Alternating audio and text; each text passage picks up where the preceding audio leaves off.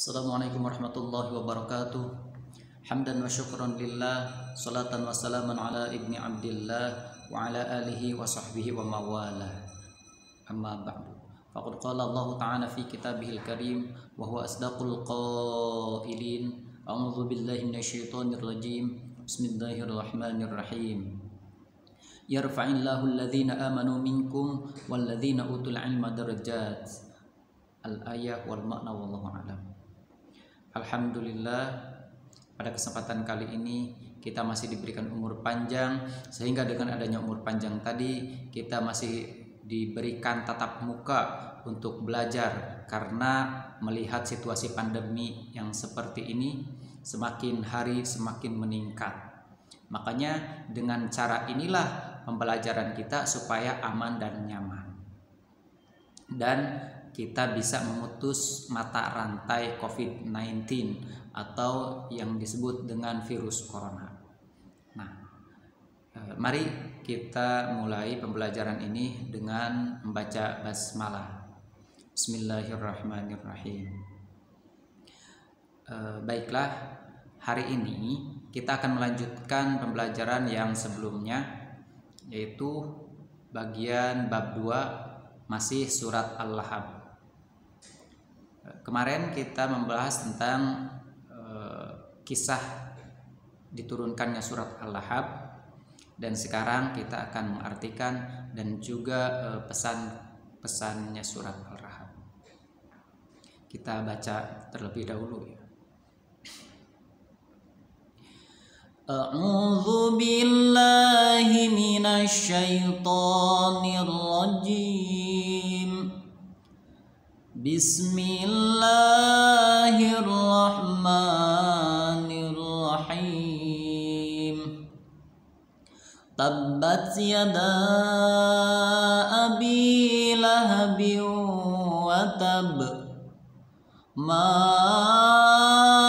aghna anhu maluhu wa ma kasab, sayasla naran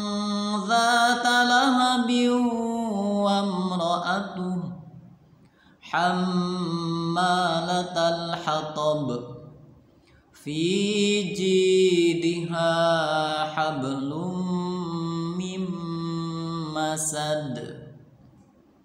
Shadaqallahul azim.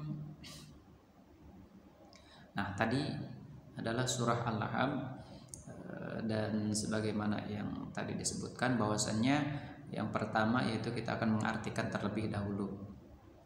Kalau misalkan di buku, mungkin anak-anak di buku di situ tidak ada ta'awudz ya. A'udzu billahi minasyaitonir rajim. Kalau misalkan mau diartikan, a'udzu billah, aku berlindung kepada Allah, minasyaitonir rajim, dari godaan setan yang terkutuk. Bisa dilihat sama anak-anak nanti di bukunya di halaman 20. Di situ ada, sebenarnya sudah diartikan. Bismillahirrahmanirrahim. Bismillah, dengan menyebut nama Allah, Ar-Rahman yang Maha Pengasih, Ar-Rahim dan Maha Penyayang. Nah, kemudian selanjutnya ayat 1 surat Al-Lahabnya. Tabbat yada abi lahabi wa tab. Tabbat yada. Tabbat itu bisa arti celaka, bisa arti binasa. Celakalah atau binasalah yada, kedua tangan, abi lahab, Abu Lahab, watab, dengan sebenar-benarnya celaka atau dengan sebenar-benarnya binasa. Itu ayat pertama. Kemudian ayat kedua, ma aghna, ma, sebenarnya itu bisa 2 harokat, bisa dibaca 4 harokat, bisa dibaca 5 harokat, karena itu mad jaiz ya. Boleh dibaca 3 wajah. Ma aghna, tidak berguna baginya. Anhu itu baginya. Maluhu, hartanya ya. Maluhu wama kasab, dan apa yang dia usahakan. Kasab itu kan usaha. sayasla naron dzata lahabi wa imra'atuh. Sayasla naro, kelak dia akan masuk ke dalam api. Naro dzata lahab, yaitu api yang bergejolak ya. Karena lahab itu bergejolak. Api yang bergejolak itu artinya apa? Artinya neraka ya.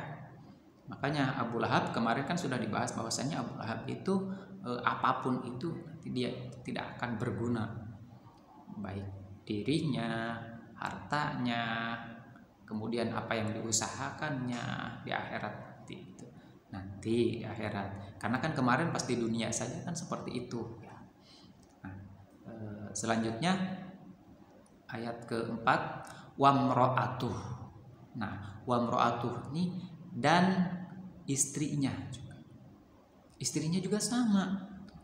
Hammalatal hatab, dia itu pembawa kayu bakar. Itu ayat keempat. Kemudian ayat kelimanya, fi jidiha hablum mim masad. Fi jidiha, di lehernya, hablum, ada tali, mim masad, dari sabut yang dipintal. Nah, itu arti yang kelima. Nah, itu salah satu artinya. Nanti kita akan, bukan salah satu dan semua artinya, nanti kita akan coba untuk pesan-pesannya. Dari pesan-pesan surat Al-Lahab ini, kemarin sebenarnya kan sudah disebutkan bahwasanya Abu Lahab itu kan paman Nabi. Kemudian paman Nabi itu dia tidak suka atau tidak senang terhadap Nabi, padahal dia pamannya. Karena Nabi itu mempunyai kelebihan dan keistimewaan. Padahal dia pun juga sebenarnya orangnya orang kaya, tapi karena dia tidak senang dengan itu, dalam artian dia itu kan orangnya yang dengki terhadap Nabi. Maka dari itu dengan adanya kedengkiannya itu sehingga menyebabkan dirinya, hartanya, dan bahkan yang dia usahakan itu tidak berguna. Allah sendirilah, Allah yang langsung katakan kepada malaikat Jibril, disampaikan kepada Nabi. Kata Allah seperti itu. Kalau Allah sudah mengatakan seperti itu, ya sudah, mau gimana lagi? Nggak ada yang bisa menolong. Itu ya. Nah, kemudian pas Abu Lahab itu, intinya dia itu kan dengki terhadap Nabi. Dengki, arti dengki itu kan tidak senang melihat orang lain bahagia atau orang lain mendapat nikmat dari Allah. Tuh. Kalau misalkan di kita, contoh ini misalkan di kita, ada tetangga kita misalkan beli TV, kemudian kitanya sakit. Nah, kemudian setelah sembuh ada tetangga beli motor kejang-kejang. Nah, itu orang yang dengki mah seperti itu. Ada yang tidak seperti itu. Uang dari mana? Dia kan gini. Nah, itu orang yang tidak senang atau orang yang dengki orang. Makanya kita jangan seperti itu. Kemudian ada tetangga beli mobil, kita sampai pingsan. Nggak boleh ya, nggak boleh kayak gitu. Karena kedengkian itu akan membahayakan diri kita sendiri. Makanya harusnya gimana? Kalau melihat tetangga punya TV, harusnya senang, kitanya ikut senang. Tetangga kita senang, kita pun ikut senang. Karena kan kalau misalkan tetangga kita beli TV, dan kita juga bisa ikut nonton gitu. Kemudian kalau misalkan tetangga beli motor, misalkan kita juga harus senang. Mungkin suatu saat nanti kita bisa naik motornya. Tetangga beli mobil, apalagi udah senangin aja, disyukuri adanya ya. Tuh. Karena suatu saat nanti kalau misalkan tetangga kita butuh, mungkin tetangga kita bisa nganterin pakai mobil gitu. Jadi kita harus senang, harus husnudzon juga ya. apalagi kepada Allah harus husnudzon. Jadi kita syukuri apa yang Allah berikan, ya. Jangan laku dengki seperti apa yang dilakukan oleh Abu Lahab tadi, karena apa yang dilakukan kedengkian yang dilakukan oleh Abu Lahab tadi itu kan membahayakan dirinya. Bahkan kata dalam hadisnya itu disebutkan iyyakum wal hasad, iyyakum wal hasad, waspadailah terhadap hasad atau hasud, iri, dengki. Nah, dilanjutkan hadisnya, fa innal hasada yakulul hasanat, maka sesungguhnya hasad, iri, dengki, yakulul hasanat, itu akan memakan kebaikan, akan mengikis kebaikan kita. Kama ta'kulun narul khatab, kama ta'kulun nar, sebagaimana api khatab yang membakar kayu. Coba kita bayangkan, api kemudian ada kayu, apalagi bambu yang kering lagi, itu mantap. Kita mainkan api, kemudian bakar-bakaran, langsung kayu atau misalkan bambu dimasukin. Si api itu akan senang. Ya apalagi yang kering, yang basah pun bisa habis, bisa terkikis sehingga jadi habis. Makanya kebaikan kita pun walaupun misalkan banyak kebaikan kita, kalau misalkan kita sering hasad, sering iri, sering dengki, itu akan terkikis oleh sikap hasad atau oleh sikap dengki tadi. Makanya kita jangan sampai seperti itu. Langkah apa yang harus kita lakukan agar terhindar dari penyakit tersebut? Yang pertama, yaitu kita harus menerima apa adanya terhadap nikmat yang Allah berikan. Artinya bersyukur. Kita bersyukur terhadap nikmat Allah. Misalkan hari ini kita dapat rezeki 20.000 misalkan, gak apa-apa, syukuri aja. Hari besoknya misalkan kita dapat rezeki 20 juta, apalagi 20 juta ya. Nah 200.000 misalkan, 200.000 juga disyukuri. Insya Allah dengan modal syukur itu kita akan dinaikkan derajatnya dan dinaikkan penghasilannya.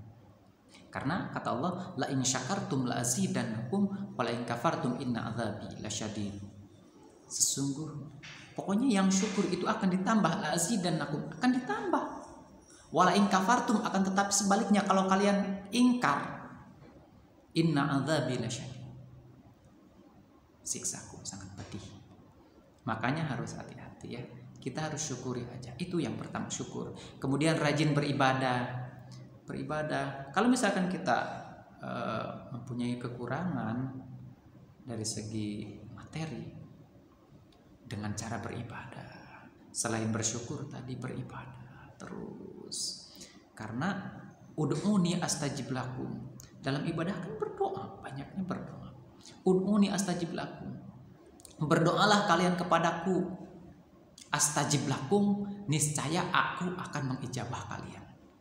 Itu Allah yang langsung berbicara dalam Al-Quran. Makanya kita harus beribadah. Itu yang kedua. Kemudian yang ketiga, suka memberi. Nah, yang ketiga itu suka memberi. Kita memberi atau dalam artian bersedekah. Nah, sedekah insya Allah dengan cara sedekah itu kita akan dinaikkan. As-shadaqatu tadfa'ul bala. Sedekah bisa menolak bala juga. Bisa menaikkan rezeki juga. Sedekah itu bukan mengurangi harta kita, akan tetapi akan menambah harta kita. Sok, coba setiap hari terserah berapapun itu, hari bersedekah, insya Allah. Itu yang ketiga. Kemudian yang keempat itu sering membantu orang. Nah, Membantu gimana lah kita nggak punya? Kan membantu bukan hanya dalam bentuk materi seperti uang, ya, tidak dalam bentuk seperti itu aja. Kalau ada tetangga misalkan lagi bangun rumah, bantu-bantu, itu kan membantu. Kalau ada anak yang jatuh, langsung deketin, samperin, diangkat, dibantu. Jadi apapun itu, bantu orang lain, khususnya yang sedang kesusahan. Itu yang keempat. Dan yang kelima, berkata jujur terhadap siapapun. Ya. Itu salah satu, itu adalah pesan-pesan yang disampaikan dalam surah Allah, supaya kita terhindar dari sifat hasad atau hasud, iri, dan dengki. Mudah-mudahan video kali ini bermanfaat. Dari cukup sekian, kurang lebihnya mohon maaf. Billahi taufiq wal hidayah. Assalamualaikum warahmatullahi wabarakatuh.